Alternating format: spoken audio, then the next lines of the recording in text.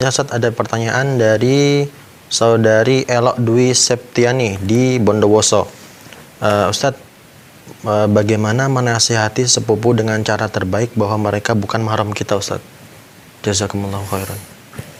Iya jemaah, bicara mahram ini ya memang sampai saat ini banyak orang-orang yang ya udah biasa sebenarnya dengan kehidupan sepupu sama sepupu, ya mereka udah bermain, ya mereka tidak pakai jilbab di antara mereka karena beranggap saudara. Bahkan kadangkala ya di Indonesia ini dianggap saudara beneran memang. Siapa ini kakakku gitu loh.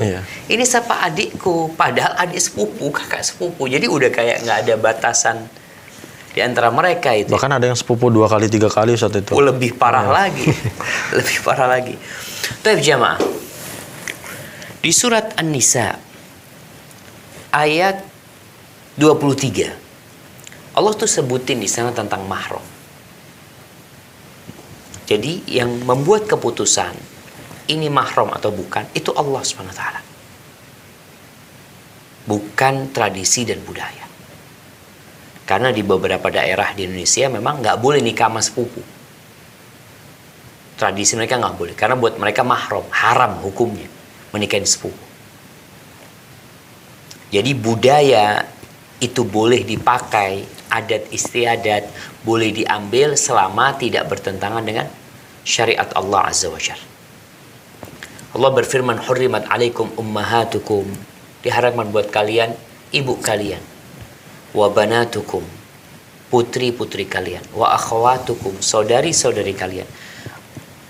Wa ammatukum, dan bibi-bibi kalian dari pihak ayah. Wa khalatukum, dan bibi-bibi kalian dari pihak ibu. Wa banatul akhi wa banatul ukhti, putri-putri saudara kalian, putri-putri saudari kalian. Wa ummahatukum allati arda'nakum, dan ibu yang menyusui kalian. Wa akhawatukum minar radha'ah, dan saudari-saudari kalian dalam susuan. Wa ummahatu nisaikum, dan ibu istri kalian, itu mahram. Wa raba'ibukum allati fi hujurikum min nisaikum allati dakhaltum bihinna, anaknya istri. Anaknya istri yang suaminya ini sudah ngumpulin ibunya. Fa in lam takunu dakhaltum bihinna fala junaha 'alaikum. Kemudian kalau kalian kemudian suaminya belum sempat masuk ke ibunya, maka anaknya nggak jadi mahram. Kemudian wahalailu abnaikum alladzina min aslabikum, istri anak kandung itu mahram. Wa antajma'u bainal ukhtain illa ma qad salaf, mengumpulkan 2 saudari itu dilarang kecuali yang sudah pernah terjadi. Innallaha kana ghafurur rahima, Allah itu sesungguhnya Maha Pengampun dan Maha Pengasih. Ini aturan. Pertanyaannya tadi bagaimana memahamkan kepada sepupu kalau engkau bukan mahram. Ilmu memang. Ngomong sama keluarga kita ya. Ana dulu pada waktu pulang dari pondok dimarahin ya.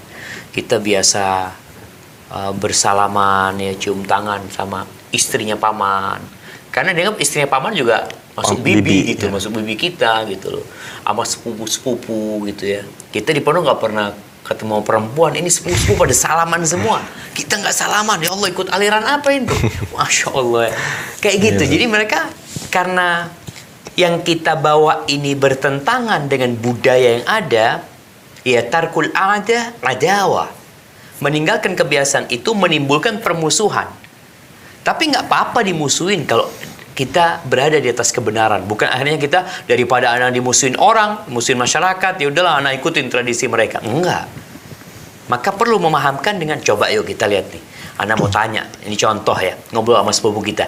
Ana ini sama anti mahram nggak? Ana itu kok bicara nyentuh tangan perempuan, ya Allah, laki-laki mana yang nggak mau nyentuh tangan perempuan, bagi tangan anti alus kayak gitu. Cuma boleh nggak dalam agama? Nah, kita lihat nih, buka nih Qurannya. Yuk, apalagi sekarang, alhamdulillah semua handphone sudah ada Quran digitalnya, dibuka Qurannya, yuk surat apa yang baca-bacain. Kemudian setelah itu, ini loh agama kita.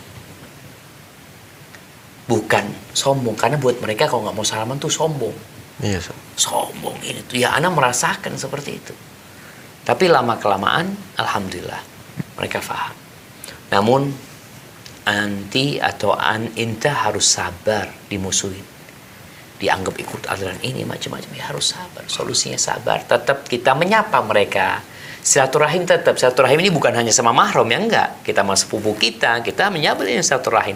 Tanya gimana kabarnya, gimana sehat. Tapi kalau untuk ya bersalaman sama mereka, kumpul-kumpul laki perempuan tanpa ada batasan di antara mereka, ya udah terlarang yang seperti itu. Makanya Nabi sempat mengatakan sallallahu alaihi wasallam, iyyakum waddukhul 'alan nisa.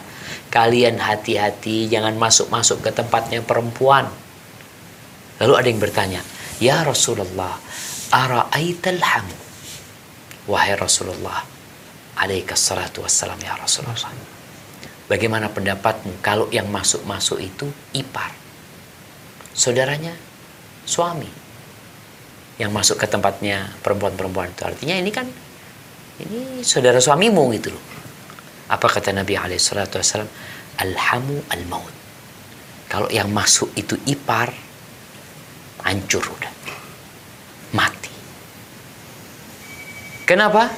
Karena orang nggak akan mengira ini akan berzina. Loh, ini iparnya gitu loh. Kadang boncengan ambil iparnya, satu mobil sama iparnya. Karena iparnya aman gitu loh. Apanya yang aman? Setannya itu lebih kuat, masyarakat aman. Sehingga ketika masyarakat melihat ipar, setan di sini nggak ada masalah.